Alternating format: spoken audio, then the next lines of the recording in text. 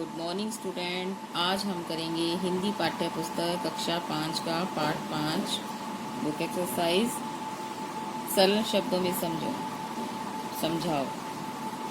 पहला है, मित्र पा गए तुम अपने यौवन का उल्लास दोबारा।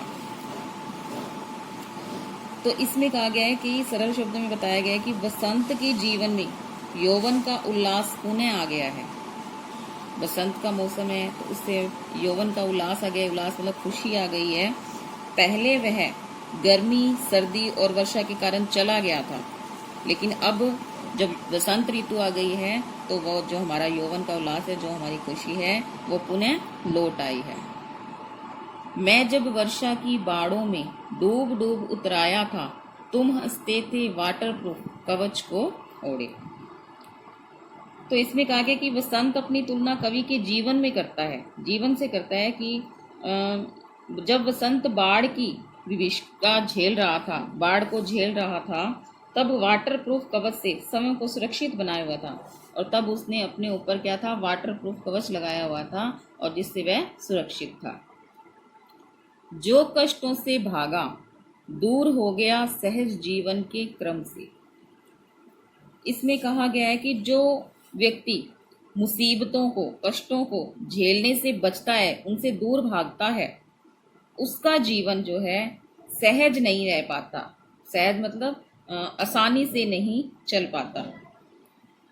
उसका जो जीवन है वो असहज जीवन हो जाता है। मुझे देखकर आज तुम्हारा मन यदि सचमुच ललचाया है, तो कृत्रिम दीवारें तोड़ो, बाहर आओ।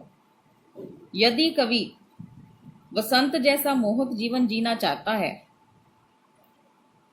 जैसे वसंत ऋतु है, मन को मोहने वाली है, वैसा जीवन अगर जीना है तो उसे दिखावटी, जो कृत्रिम, जो दिखावटी है, बाहरी का जो जीवन है, उसे बाहर निकलना होगा, उसको तोड़कर यथार्थ में आना होगा। मतलब जो है हमारी जो ये चल रहा है फ्यूचर, उसमें वर्तमान में जीना होगा उसे। रस विष दोनों को गहरे में पच जाने दो, तभी तुम्हें भी धरती का आशीष मिलेगा, तभी तुम्हारे प्राणों में भी यह पलाश का फूल खिलेगा। प्रकृति का सुखद आशीर्वाद पाने के लिए, प्रकृति का सुख भोगने के लिए रस और विष दोनों को हमें झेलना होगा। मतलब अमृत और जहर, सुख और दुख, दोनों को ही हमें बचाना होगा, दोनों को ही सहना होगा, तभी तुम्हें भी धरती का आशीष मिलेगा। आशीष मतलब आशीर्वाद। तभी हमें भी क्या मिलेगा, धरती का आशीष मिलेगा, आशीर्वाद मिलेगा, और हमें प्रसन्नता का आभास होता है। लाश का फूल खिलेगा मतलब प्रसन्नता का आभास होगा। नेक्स्ट है कविता का नाम। तो इस कविता का नाम क्या है वो आपको लिखना है। कविता का नाम है उपवन से बातचीत। उपवन से बातचीत। कवि का नाम भारत भूषण अग्रवाल। भारत भूषण अग्रवाल।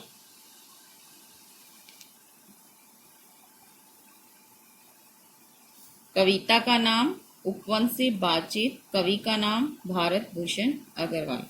अब हमें आगे करना है भाषा की बात। ऋतुओं के नाम लिखो। तो ऋतुओं के नाम बताने हैं हमें। ग्रीष्म, वर्षा, शरद,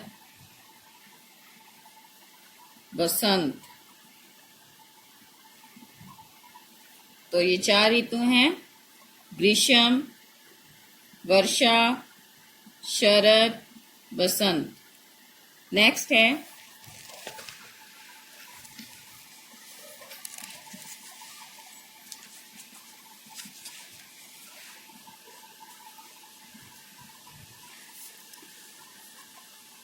यौवन और उल्लास भाववाचक संज्ञा है। तो 2 अन्य भाववाचक संज्ञा बतानी है जिससे हमें भाव पता चले। ये आप करेंगे। जैसे यौवन है, आनंद है, बचपन है, बुढ़ापा है, इसी तरह से।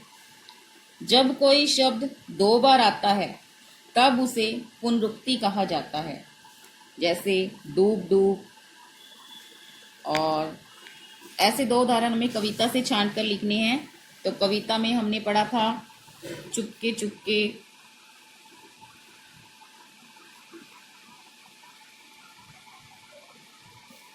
कानो कान,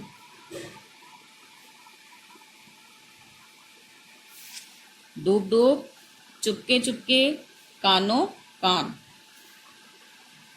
पलाश एक फूल का नाम है, तो 4 अन्य फूलों के नाम लिखने हैं हमें।